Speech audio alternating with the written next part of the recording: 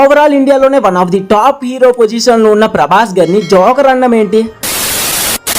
Hi guys, first గా topic లోకి వెళ్లే ముందు అసలు ఈ అర్షద్ వార్సి ఎవరు అన్న పాయింట్ కి వచ్చేద్దాం.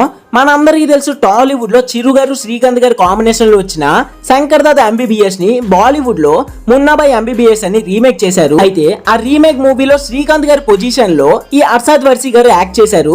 ఇవంతా ఎందుకు చెప్తున్నానంటే జస్ట్ ఐడెంటిఫికేషన్ కోసం. ఇప్పుడు ఒక క్లారిటీ అంటూ వచ్చింది కాబట్టి డైరెక్ట్ గా ఇంకా మ్యాటర్ లోకి వెళ్ళిపోతాయి. రీసెంట్ గా ఇతను కల్కి సినిమా చూసారంట. మూవీ కాన్సెప్ట్ అయితే కొంచెం అటు ఇటుగా ఉంది, తారుమారుగా ఉంది.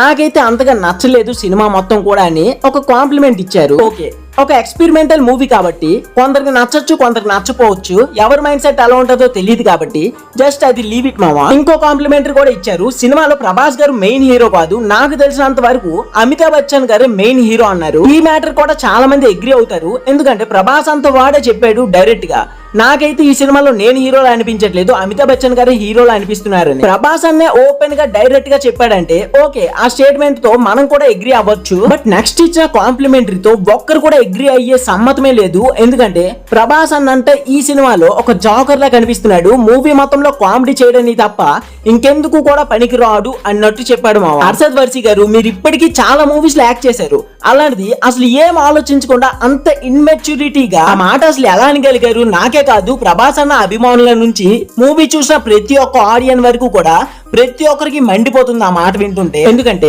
ఆ క్యారెక్టర్ రోల్ లో మా సైడ్ నుంచి ప్రభాస్ అన్న కాకుండా మీ ఇండస్ట్రీలో ఎవరో హీరో చేస్తుంటే మాత్రం పక్క 1200 కోట్లు కాదు 500 కోట్లు కూడా వచ్చేదో లేదు. ఇదే ప్లేస్ లో మన టాలీవుడ్ లో వేరే హీరో కనుక ఎవరైనా ఉండుంటే పక్క ఈ కాంప్లిమెంట్ మీద రియాక్ట్ అయ్యేవారు. బట్ ప్రభాస్ అన్న మాత్రం చాలా హంబుల్ అండ్ ఇంట్రోవర్ట్ కాబట్టి మన పని మనం చేసుకుంటే కుక్కలు దాని మట్టుకు అవే వచ్చి మొరుక్కుంటూ వెళ్ళిపోతాయని వదిలేస్తున్నాడు. బట్ ఇండస్ట్రీకి అసోసియేషన్ అయిన మంచు విష్ణు గారు ఈ మ్యాటర్ మీద కొంచెం రియాక్ట్ అయితే బెటర్ అని నా ఫీలింగ్ మావా. లేదా ఈ బాలీవుడ్ వాళ్ళు రేపొద్దున వచ్చిన భక్త కన్నప్ప మూవీ కూడా సీరియల్ లాగా ఉందని ట్రోల్స్ చేసినా చేస్తారు. సరే కానీ మరి ఈ కాన్వర్సేషన్ మీద మీ ఫీలింగ్ ఏంటి అన్నది కామెంట్ లో తోసేసి అండ్ వీడియోకి ఒక లైక్ వేసి షేర్ చేసి ఛానల్ ని సబ్స్క్రైబ్ చేసి సపోర్ట్ చేస్తారని మనస్ఫూర్తిగా కోరుకుంటూ ఈ వీడియోని అయితే ఇంతటితో ఎండ్ చేస్తున్నా. Signing off, movie lover Mahi.